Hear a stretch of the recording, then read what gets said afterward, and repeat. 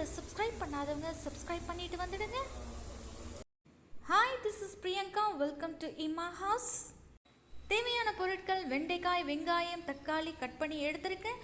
ஒரு மூடி தேங்காவை அரைச்சி எடுத்திருக்கேன். அப்புறம் 100 கிராம் அளவுள்ள மல்லாட்டை பயிரை நல்லா வறுத்து அரைச்சி எடுத்திருக்கேன். இப்போ நான் ஒரு பாத்திரத்தை ஸ்டவ்வில் வச்சுட்டு காஞ்சதுக்கு அப்புறமா கடலை எண்ணெயை சேர்த்துக்கிறேன். உங்களுடைய விருப்பம், எந்த ஆயில் வேணும்னாலும் சேர்த்துக்கலாம். நாம் இப்போ ஃபஸ்ட்டு கட் பண்ணி வச்சுருந்த வெண்டைக்காயை சேர்த்து நல்லா பொரிச்சு எடுத்துக்கணும் எண்ணெயிலேயே.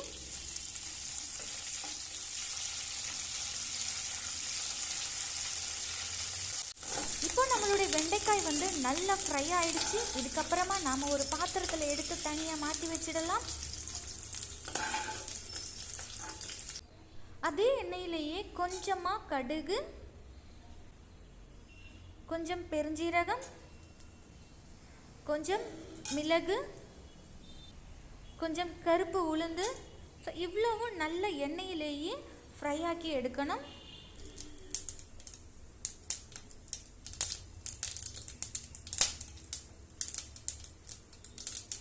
இப்போ நல்லா பொரிஞ்சதுக்கு அப்புறமா கட் பண்ணி வச்சிருந்த வெங்காயத்தை சேர்த்துக்கலாம். இப்போ இந்த வெங்காயம் நல்லா ஃப்ரை ஆகிற வரை வெயிட் பண்ணுவோம்.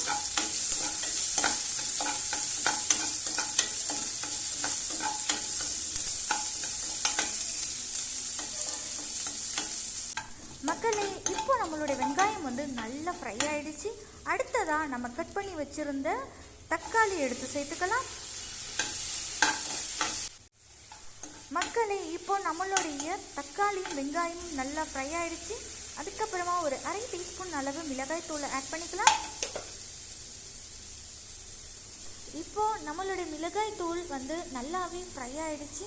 அதுக்கப்புறமா நம்ம அரைச்சி வச்சிருந்த 1 கப் அளவுள்ள தேங்காவை எடுத்து ஆட் பண்ணிக்கணும்.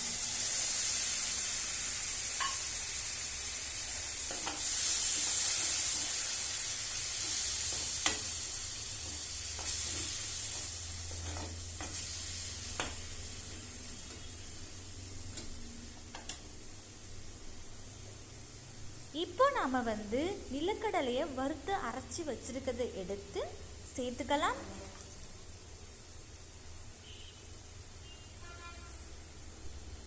அதுக்கப்புறமா நாம் ஃப்ரை பண்ணி வச்சிருக்கிற வெண்டைக்காயை எடுத்து சேர்த்துக்கணும்.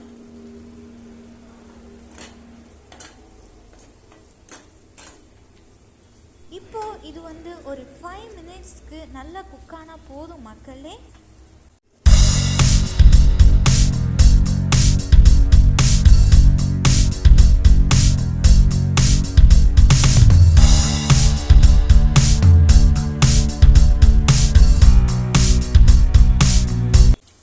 இவ்வளோதான் மக்களே, இன்னைக்கான நம்மளுடைய ஒரு சூப்பரான வெண்டைக்காய் குழம்பு.